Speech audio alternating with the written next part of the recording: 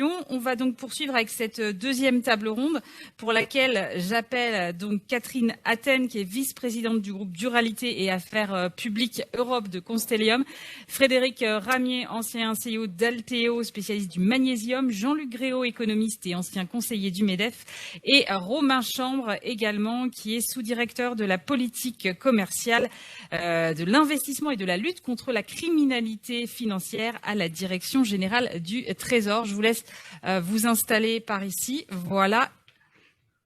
Hop, Monsieur Gréau, vous pouvez vous mettre là. Tout à fait. Et donc, cette deuxième... Attendez, on va vous le désinfecter, Monsieur Gréau. Hop là, une seconde. Asseyez-vous, je vous en prie. Voilà donc notre deuxième table ronde qui est consacrée à garantir une concurrence équitable et politique anti-dumping. Comment justement protéger efficacement nos industries? C'est la question qui est posée ce matin, maintenant que la Chine bénéficie du statut d'économie de marché à l'OMC. Comment combattre efficacement le dumping chinois quand la Chine est la première source, on le disait tout à l'heure, des importations de l'Union européenne? Merci à tous les quatre d'être là. Je voudrais commencer par Catherine, honneur aux femmes. Bonjour Catherine. Dites-moi, quelle est la situation de la filière de l'aluminium aujourd'hui? Les pratiques de dumping sont-elles avérées? Oui, bonjour et merci de ce panel sur ce sujet. D'ailleurs, c'est un peu la transition avec ce qui vient juste d'être dit sur le CBAM. Il y a effectivement le CBAM qui est une mesure qui était prévue pour être une mesure plutôt environnementale. Et en fait, il se trouve que quand on a discuté un certain nombre de fois sur ce sujet avec soit des parlementaires ou des représentants des autorités ou du gouvernement, on va dire, on nous a souvent opposé en disant finalement le CBAM, ça répond aussi au problème du dumping, puisque on va avoir une taxe carbone avec le principal problème étant la Chine, en tout cas, pour nos produits. On va avoir une taxe carbone qui va répondre finalement à deux problèmes à la fois. Et on a bien dit non, c'est deux choses totalement différentes. Il y a d'un côté la problématique du CO2, et puis il y a de l'autre côté le problème des pratiques commerciales de la Chine, et en particulier sur l'industrie de l'aluminium. Et en fait, pour comprendre la problématique du dumping et des pratiques déloyales, donc notamment de la Chine, il faut comprendre que c'est un pays qui a investi massivement dans son aluminium primaire, et puis progressivement en poussant la partie transformation, et en 10 ans, même la production, elle était à peu près au début des années 2000, donc au moment de l'entrée de la Chine en tant qu'économie de marché, elle était à peu près de 10 millions de tonnes, et aujourd'hui on est à 60 millions de tonnes. Donc on est vraiment dans une production massive qui a été largement subventionnée et qui a poussé progressivement à des exportations avec des prix qui étaient largement en dessous et qui ont été prouvés comme étant largement en dessous des prix de marché et des prix normaux, on va dire, correspondant à des coûts et correspondant à des pratiques, je dirais, normales de commerciales. Donc ça, c'est la situation à laquelle progressivement des produits comme les nôtres, qui sont des produits transformés, extrudés ou laminés, ont été confrontés avec des effets sur des décisions d'investissement, sur des marges et donc potentiellement sur des pertes de marché. Donc ça, c'est la situation à laquelle on est confronté aujourd'hui. Frédéric, de quelle manière est-ce que finalement ces politiques de dumping impactent nos industries françaises? Vous l'avez vécu à travers l'exemple du magnésium. Oui, bonjour à tous et à toutes. Effectivement, je crois que on peut reprendre, c'est toujours intéressant, je pense, de se replonger quand même un petit peu dans le passé pour voir ce qui s'est passé, et surtout de prendre en compte la complexité des mécanismes. Il ne faut pas nier cette complexité et d'essayer d'anticiper les effets long terme. Je vais essayer effectivement en quelques minutes de rappeler un petit peu l'histoire sur le magnésium. Jusque dans les milieux des années 90, la production de magnésium dans le monde était à peu près dominée par 2 producteurs américains et quelques producteurs européens. Et dans les milieux des années 90, les producteurs chinois ont commencé à se développer avec une technologie très basique, accessoirement très polluante, alors que les producteurs européens et nord-américains avaient développé des technologies assez avancées. En quelques années, le marché a été complètement retourné. Les prix ont commencé à baisser.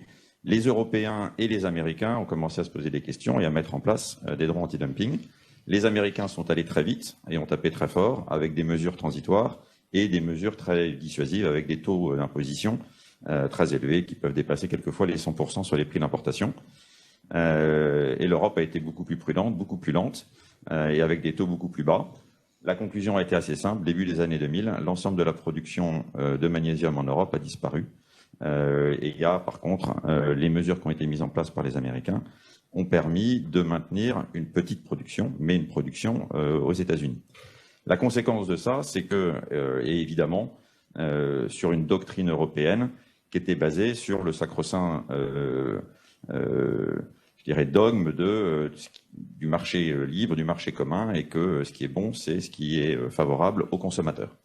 Et donc à favoriser le libre-échange pour avoir accès à des matières le moins cher possible. La conclusion, c'est qu'effectivement, la production européenne a disparu. Et quelques années après, une fois que la production européenne avait disparu, évidemment, les Chinois qui étaient monopolistiques ont remonté les prix. Et donc, ça n'a absolument pas bénéficié, évidemment, au consommateur final.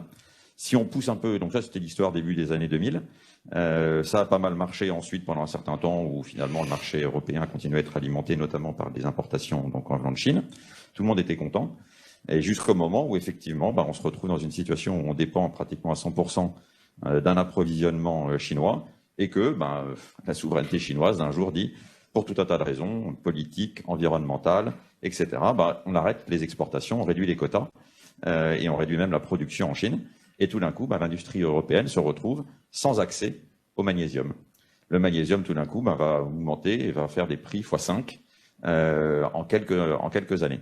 Et on se retrouve effectivement dans une situation aujourd'hui où les prix ont monté et il est pratiquement même impossible de se sourcer. Alors, les producteurs y arrivent un peu, mais pas forcément complètement. Et on se rend compte effectivement que des décisions prises il y a 20 ans sur l'autel de il faut protéger les consommateurs peuvent avoir des impacts absolument catastrophiques et qu'on en mesure les conséquences réelles, au-delà évidemment, et sans parler malheureusement des quelques usines qui ont dû fermer à l'époque chez Péchinet, notamment dans le sud de la France, avec les conséquences sociales qu'il y a eu, mais qu'on se retrouve dans une situation de perte totale de souveraineté et une remise en cause potentielle, pas simplement de la production du métal en question, mais de toute la chaîne de valeur en aval. Donc, je crois que c'est vraiment des sujets qui sont très complexes. Et c'est vrai que c'est intéressant évidemment de se rechallenger sur ces pratiques anti-dumping, mais également de bien mesurer et d'essayer d'anticiper sur des pratiques telles que le CBAM, quels peuvent être les impacts, mais pas à 2 ans, à 5 ans, à 10 ans, à 20 ans, parce que ce qu'on va mettre en place, ça aura des effets définitifs qu'on mesurera dans la durée. Romain, comment est-ce qu'on gère justement ces questions-là au niveau européen? Parce qu'on comprend bien que c'est complexe, que les effets se font sur le long terme, donc c'est pas évident. En plus, on sait bien que les intérêts en Europe divergent. Comment est-ce qu'on gère ça? Bonjour à tous et d'abord merci beaucoup de me donner l'opportunité d'intervenir ce matin avec vous. Je crois qu'il y a plusieurs éléments de réponse. Le premier, qui est plus un élément de contexte, mais je crois qu'il est important pour cadrer le débat, qui est en tout cas notre vision du sujet, c'est que le fait que cette politique en matière d'anti-dumping ou en matière de défense commerciale de manière générale, le fait que ce soit une politique européenne est vraiment une force à la fois pour les Européens et une force en particulier pour les Français. Et ça pour une raison très simple, je pense que vous connaissez, qui est que quand on fait de la défense commerciale, c'est à la fois un sujet technique, très compliqué, quand on va monter un cas d'anti-dumping, je pense qu'on va en parler, mais c'est aussi un sujet politique.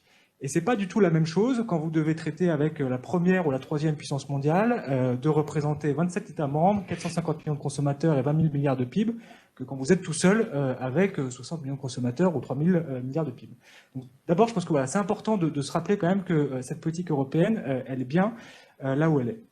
Après, il y a deux éléments de réponse. Le premier, c'est que, qui est plutôt, je pense, un signal positif, c'est qu'aujourd'hui, on n'est pas du tout, lorsqu'on débat entre nous au niveau européen, sur des débats philosophiques entre les partisans et les opposants de la défense commerciale ou du libre-échange. Je crois qu'on a quand même un consensus général sur le fait qu'on a tous envie d'une concurrence équitable sur le marché intérieur et que cette concurrence équitable, c'est une condition nécessaire pour la santé et le développement de nos entreprises. Donc on n'est pas sur ce débat un peu stratosphérique au niveau européen. Par contre, là où vous avez tout à fait raison, c'est qu'on est sur des débats dossier par dossier, cas par cas, parce que oui, c'est vrai que en fonction des sujets, en fonction des produits, les différents États membres, nos industries ne sont pas au même positionnement dans la chaîne de valeur, et donc on doit débattre.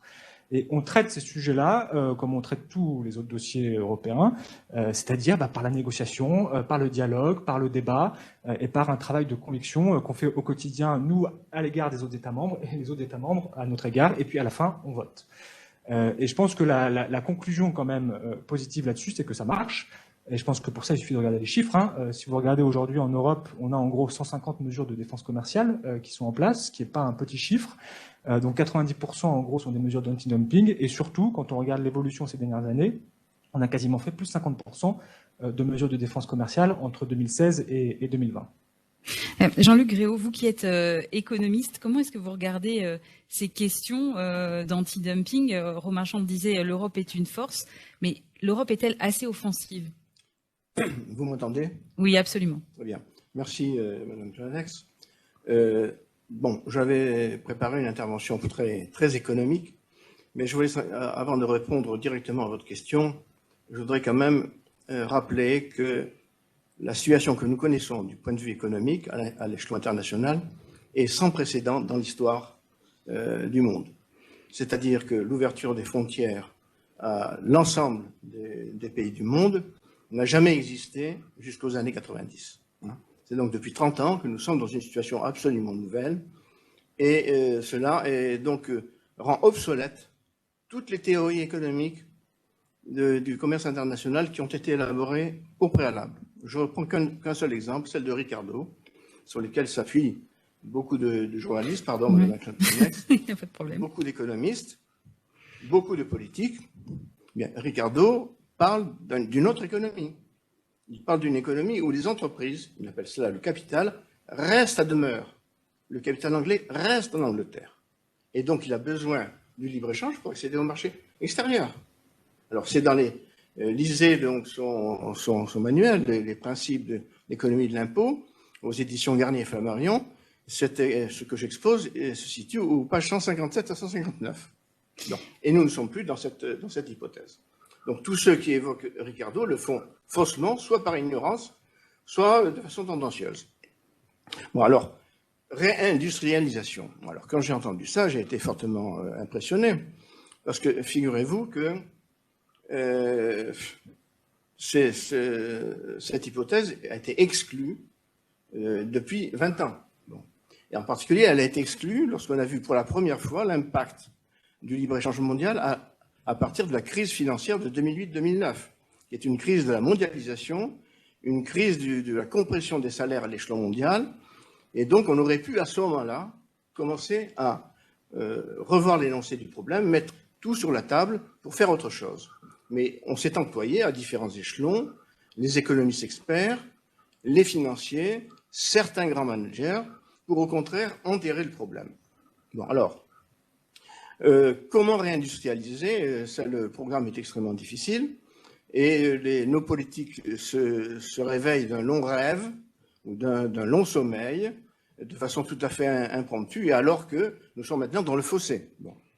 Alors, je cite... Il y a du mieux, on a eu des chiffres hier de 84 réindustrialisations l'année dernière. Eh bien, vous allez me dire, c'est peut-être une goutte d'eau, mais enfin...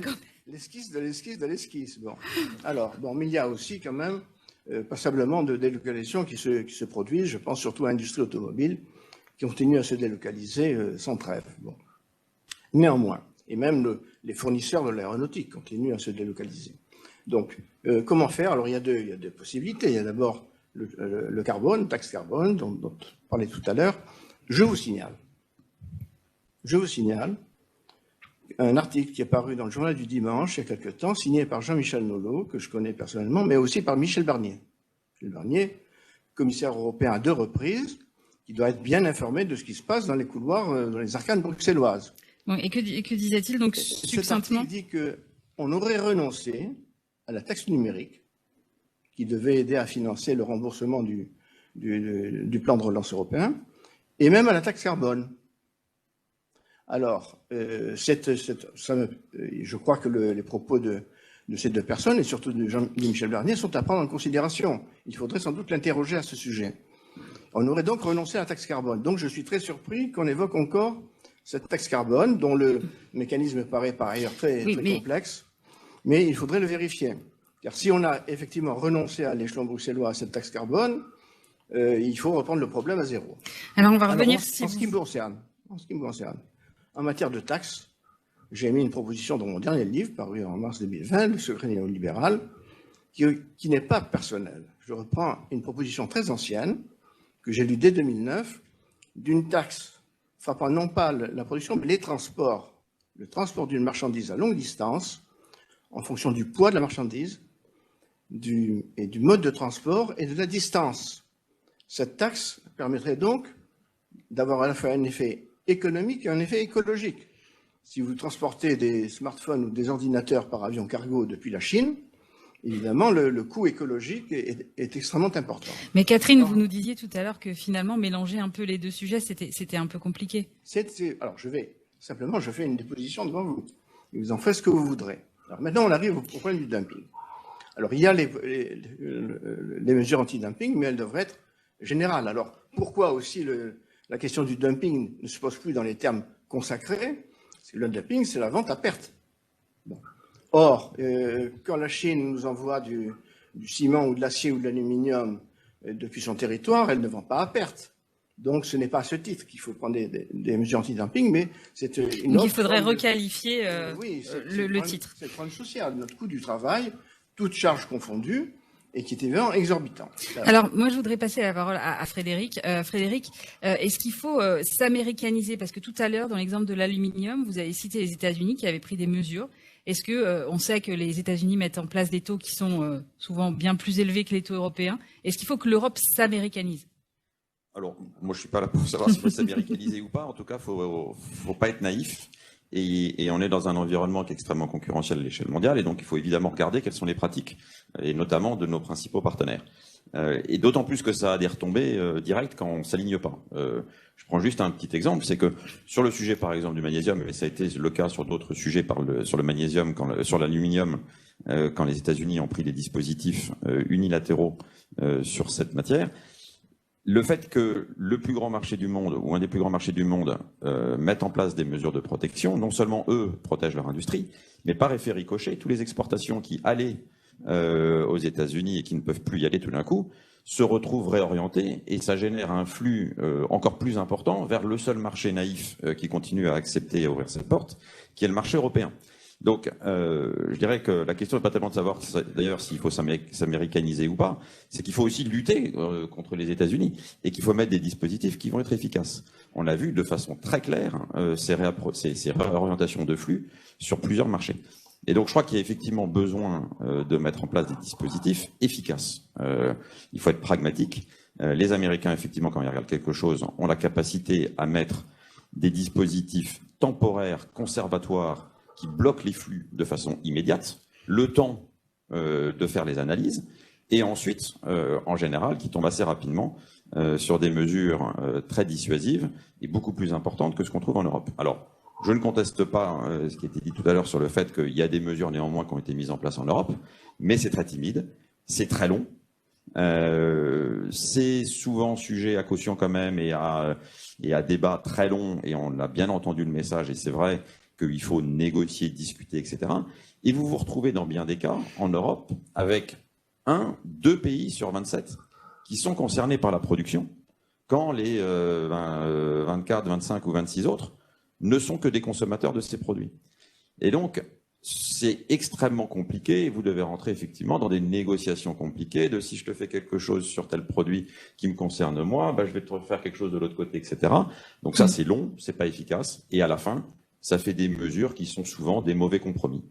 Et donc, je crois qu'on a besoin de sortir de cette naïveté de libre-échange, soi-disant favorable pour le consommateur final, mais qui oublie les impacts sociaux et les impacts industriels en interne, et qui, en plus, est de très courte vue, parce que comme on l'a vu sur le cas du magnésium, en fait, cette protection du consommateur final, elle est très virtuelle, et à la fin, elle finit par se retourner contre nous. Catherine, justement, l'Europe, elle avait pris des mesures anti-dumping pour l'aluminium avant de les suspendre. Donc là aussi, on parle de complexité, on a un peu du mal à comprendre. Qu'est-ce qui s'est passé?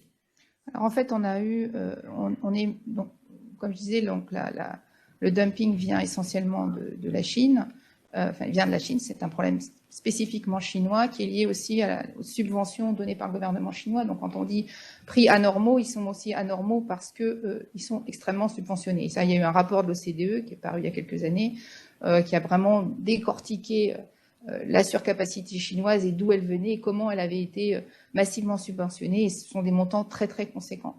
Donc on a cette vis-à-vis de ça, il y a deux actions qui ont été poussées par l'association professionnelle qui représente l'ensemble des producteurs d'aluminium. Alors c'est vrai que en l'occurrence, on a la chance dans l'aluminium d'avoir quand même un certain nombre de pays producteurs et il y en a quand même un certain nombre qui sont répartis géographiquement de façon assez homogène. On a la Grèce, on a l'Allemagne, on a la France, on a l'Italie, on a quand même beaucoup de producteurs.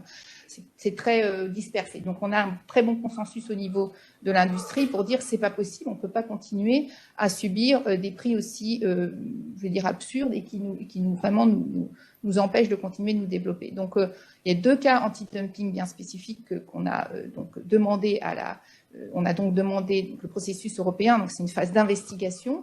Donc la Commission européenne nomme une task force avec des personnes qui vont regarder effectivement est-ce qu'il y a dumping ou pas, et on l'a fait pour deux produits de transformation, donc les produits extrudés en aluminium d'une part et les produits laminés. Donc la partie extrudée, on est arrivé à des mesures d'anti-dumping, donc il a été prouvé. Alors, la façon dont ça fonctionne, c'est que d'abord, il faut prouver qu'il y a dumping d'une part, mais en plus, et ça c'est une différence assez fondamentale avec les États-Unis, c'est que l'Europe considère aussi ce qu'on appelle injury, c'est-à-dire qu'il peut y avoir par exemple un dumping à 100%, mais l'Europe va considérer que finalement, l'industrie européenne s'adaptant, etc. Ça ne la met pas en péril et donc. Voilà, donc okay. La vraie menace se constitue peut-être au niveau de 20% ou 25%, et c'est donc ce type de taxation de tarifs anti-dumping qu'on va mettre en place. Donc pour donner une idée, l'extrusion, donc il y a eu des mesures définitives anti-dumping que nous trouvons que nous avons appréciées bien sûr, parce que c'était quand même l'objectif, et qui se situent entre 20 et 30%, on va dire. C'est à peu près en fonction, parce que c'est une analyse assez fine. On va aller regarder certains producteurs. Donc, il y a des producteurs qui auront des tarifs un petit peu différents, et puis l'ensemble du marché, par défaut, qui sera... Donc, ça, c'est la partie extrusion, où il y a effectivement des mesures définitives anti-dumping qui ont été prises. Après, il y a les laminés, où là, effectivement, de la même façon, il y a des mesures anti-dumping définitives qui ont été prises début octobre, mais elles se sont simultanément associées à une suspension de ces mesures pour 9 mois. Après, donc il y a eu un moment pendant l'été où on avait déjà des mesures provisionnelles depuis le mois d'avril ou de mai, je ne sais plus, à peu près à ce moment-là. Et puis, ces mesures provisionnelles, il a commencé à y avoir beaucoup de discussions sur est-ce que, compte tenu de la situation spécifique un peu tendue du marché, etc., il ne fallait pas les suspendre. Une très très courte investigation supplémentaire, vraiment très très courte, et qui a fait que nous, pour l'instant, donc European Aluminium a eu, je crois, 3 jours pour répondre à la décision de suspension. Et donc tout s'est fait de façon très précipitée, et il a été donc annoncé en même temps que les mesures définitives d'antidumping, la suspension de 9 mois. Et qu'est-ce qui se passe aujourd'hui? On voit remonter sans surprise les importations chinoises.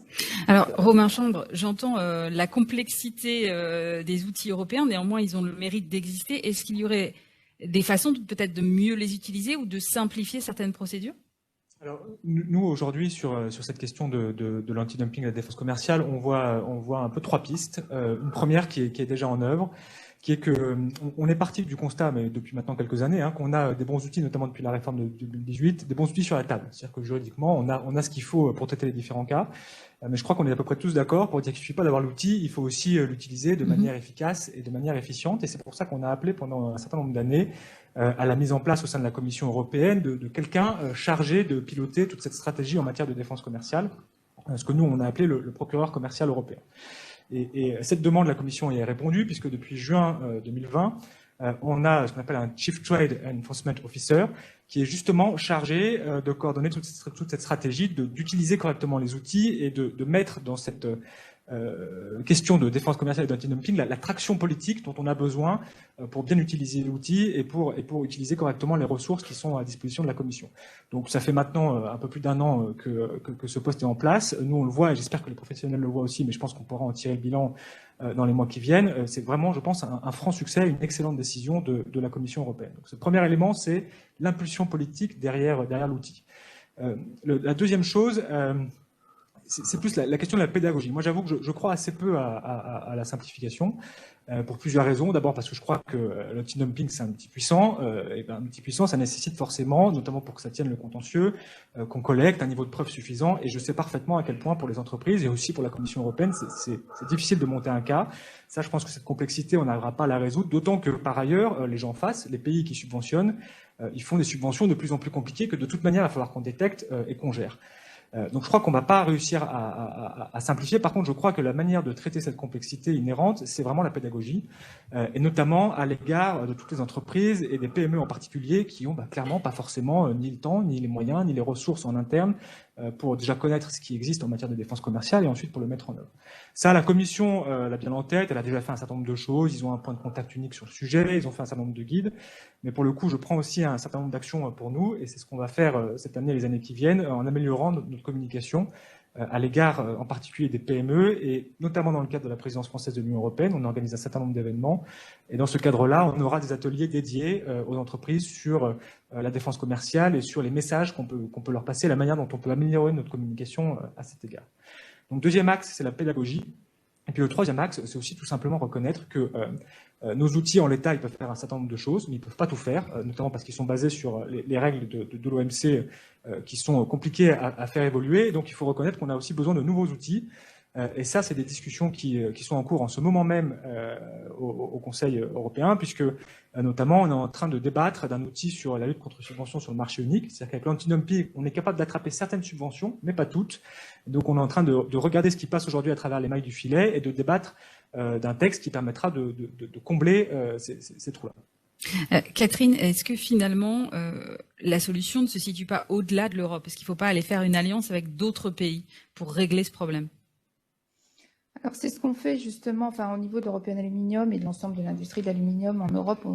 On a des discussions avec les Américains, avec les Japonais, avec les Canadiens sur ce sujet, puisqu'en fait on se rend compte qu'on est tous concernés par notamment la pratique du dumping chinois et par cette surcapacité chinoise qui est là de toute façon et qui va rester là pour un petit moment. Donc cette surcapacité, elle est là, la Chine a clairement une stratégie d'intégration aval. Donc, quand au début, c'était donc l'aluminium primaire, et puis on est passé sur les produits transformés, puis de plus en plus transformés. Donc, quand il y a une problématique sur un produit, il y a il y a une incitation à aller sur des produits encore aval. Donc, c'est vrai que c'est la solution. Bon, elle se situe au niveau de l'OMC, mais enfin, le temps que toute cette réforme de l'OMC, ça va prendre du temps.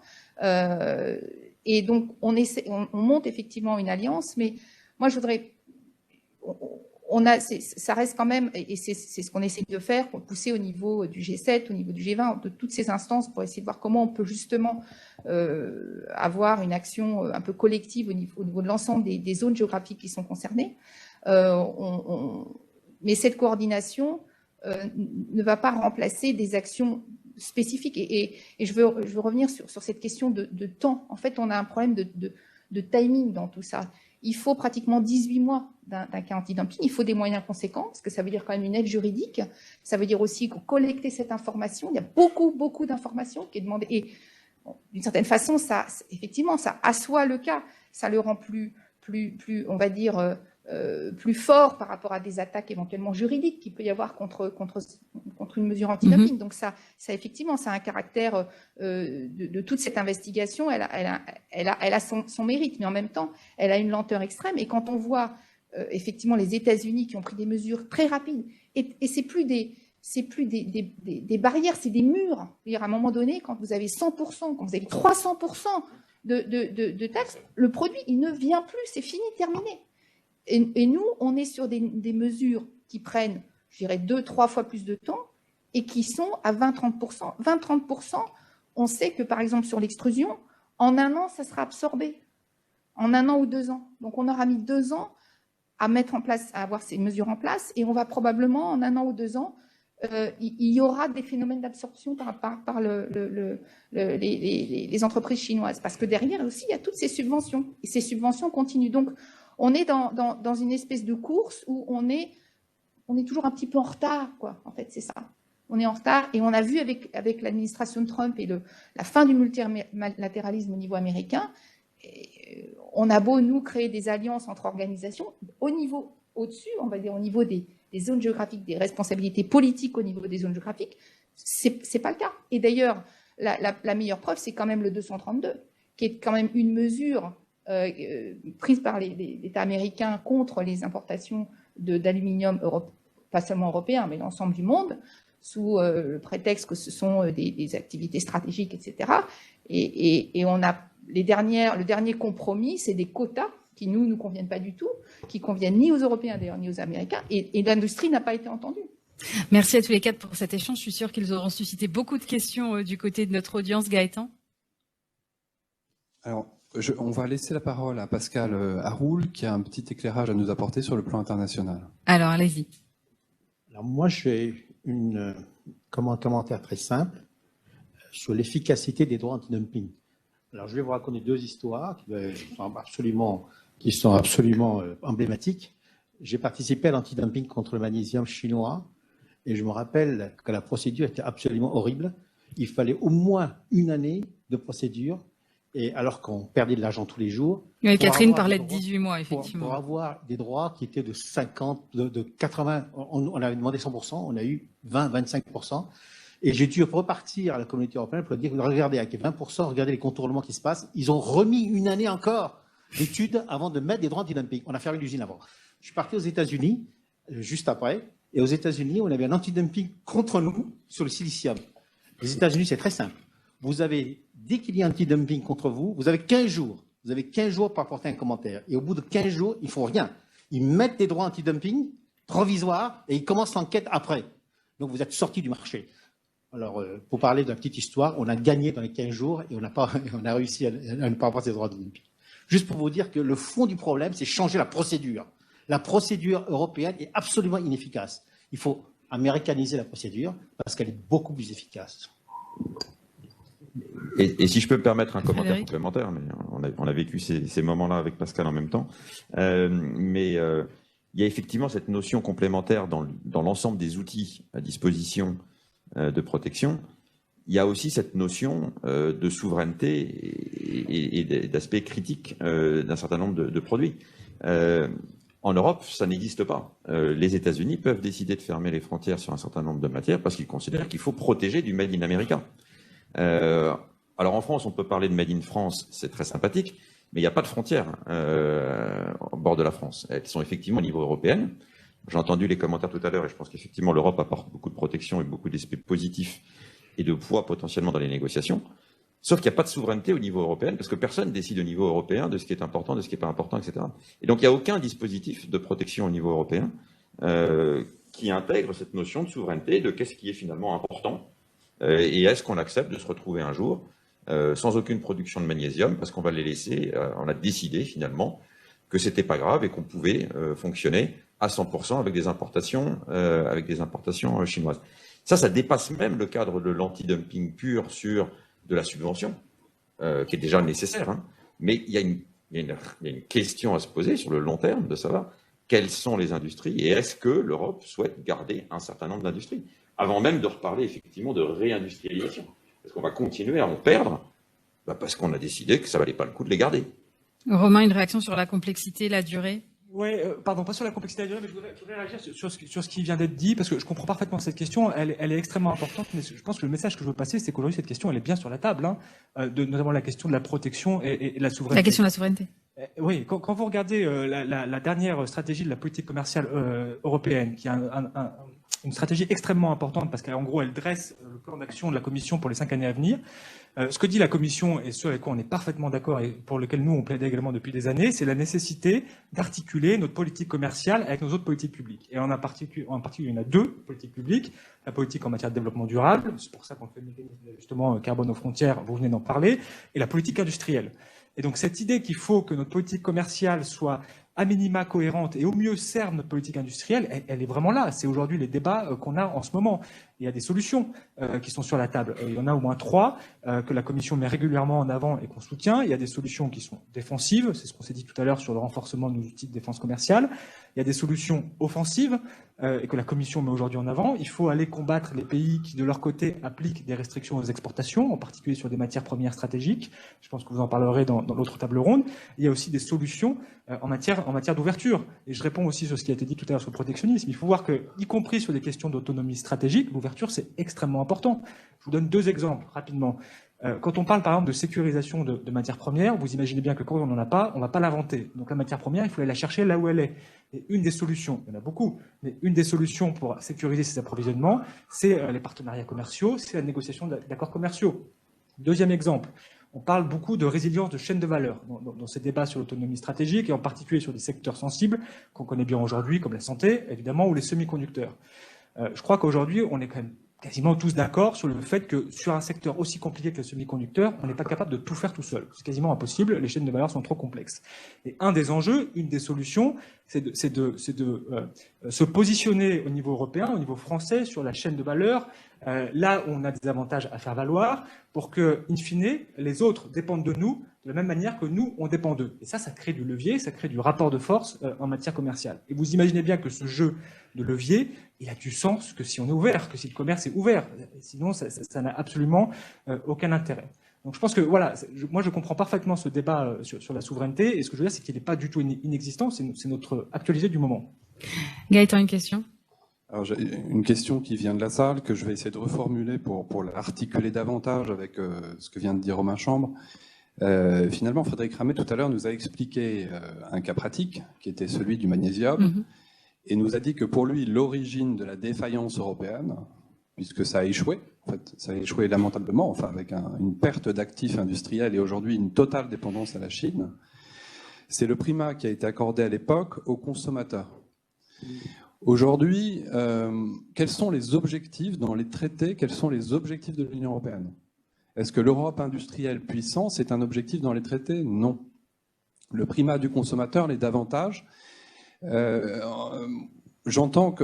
entend que l'une des priorités maintenant, c'est la souveraineté, mais comment est-ce que ça se traduit sur le plan institutionnel ? La DG Comp, elle est toujours aussi puissante que dans les années 90, voire davantage. La DG Industrie, elle est toujours aussi insignifiante que dans les années 90. En tout cas, elle n'a pas tellement gagné en poids. Et finalement, comment est-ce qu'aujourd'hui, dans une commission européenne où les directions ont ce poids respectif, DG Comp, DG Industrie, comment est-ce qu'on peut être crédible sur la réindustrialisation ? C'est une vraie question. Et en réalité, en fait, la DG Comp, elle a le même poids que la DGE à Bercy. En fait, vous êtes bien placé pour le savoir. Il y a des réalités de pouvoir dans les institutions qui font qu'aucune politique publique n'est possible dans la direction de l'institution qui est dégradée. Romain, je pense que cette question était pour vous. Merci. Je vais vous faire une réponse, alors qui va être, parce que la question est extrêmement générale, et je vais vous faire une réponse rapide et par ailleurs partielle sur mon champ du commerce. Moi, si vous voulez, pour répondre à cette question, ce que je regarde, c'est les faits. Et c'est notamment le travail qu'on doit faire au quotidien. Quand vous regardez aujourd'hui, notamment les textes qu'on a sur la table dans le cadre de la présidence française de l'Union européenne, je crois qu'ils montrent bien que non, on a une vraie politique publique en matière de défense de nos intérêts, en matière de souveraineté. Regardez ce qui est en train de se passer sur l'instrument sur la réciprocité sur les marchés publics, qu'on espère avancer, conclure dans le cadre de la présidence française de l'Union européenne. C'est un outil absolument essentiel. Regardez ce que la Commission a mis sur la table avec l'instrument dont j'ai parlé tout à l'heure, sur l'instrument sur la lutte contre les subventions étrangères sur le marché unique. C'est un outil quasiment unique au monde. Et il est aujourd'hui, et c'est la Commission européenne qui l'a mis sur la table, et aujourd'hui on en débattre au sein du Conseil. Regardez enfin ce que la Commission a sorti en décembre sur l'instrument pour la lutte contre les pratiques coercitives des États tiers. C'était un instrument pareil, était totalement impensable il y a quelques années. Et pourtant, la Commission vient de le mettre sur la table et les débats sont en train de commencer au Conseil. Donc moi, je crois que quand on regarde aujourd'hui ce que les institutions européennes ont mis sur la table, ce que la Commission, la Direction générale du commerce ont proposé en termes d'instruments législatifs et ce qu'on est en train de discuter au Conseil, je crois que non, il y a une vraie volonté d'avoir cette politique publique en matière de souveraineté, qu'il y a des choses concrètes qui sont en train de se passer. Et on a la chance que ces choses concrètes, par ailleurs, on ait la capacité aujourd'hui et la possibilité de les porter dans le cadre de la présidence française de l'Union européenne. Et Jean-Luc Gréau voudrait rajouter un petit mot. Un petit mot seulement. Bon, l'Europe, c'est compliqué, ça peut marcher ou ça ne peut pas marcher. Bon. Mais interrogeons-nous, puisque nous sommes en campagne présidentielle et législative, que peut-on faire à Paris? Nous n'avons pas de pouvoir commercial à Paris. Donc nous ne pouvons pas mettre de taxes douanières, de taxes carbone ou quoi que ce soit de ce genre. Mais alors qu'est-ce qu'on peut faire? On peut alléger les charges sociales. Mais on l'a fait. Mais le problème, c'est qu'on l'a très mal fait. Depuis Alain Juppé en 1995 jusqu'à François Hollande en 2012, on a allégé les charges sociales du travail non qualifié ou très peu qualifié, ce qui ne concerne pas l'industrie. Or, je rappelle que Louis Gallois avait remis un rapport au président de la République en 2012, Louis Gallois, ancien président de la SNCF et ancien président d'Airbus, pour dire qu'il faut déplacer l'allègement de charges sociales vers les travaux qualifiés, vers le travail qualifié. Bon, alors, c'est évidemment ce qu'il fallait faire. Qu'a fait François Hollande? Il a fait le contraire. C'est-à-dire qu'aujourd'hui, un commerce de la rue des Abbesses que je fréquente ne paie pratiquement plus aucune charge sociale. Ça représente 50 milliards d'euros de coûts pour l'État que nous n'avons pas en caisse et que nous empruntons sur le marché du crédit et qui viennent gonfler année après année notre dette publique. Mais cette chose-là, je le dis, mais personne n'en parle à ma connaissance. Donc, peut-on demander aux politiques de faire une chose très difficile, qui serait de déplacer l'allègement de charges sociales vers les personnes qui sont entre 1,5 fois et 3 fois ou 3 fois et demi le SMIC. Voilà. Merci beaucoup. Gaëtan,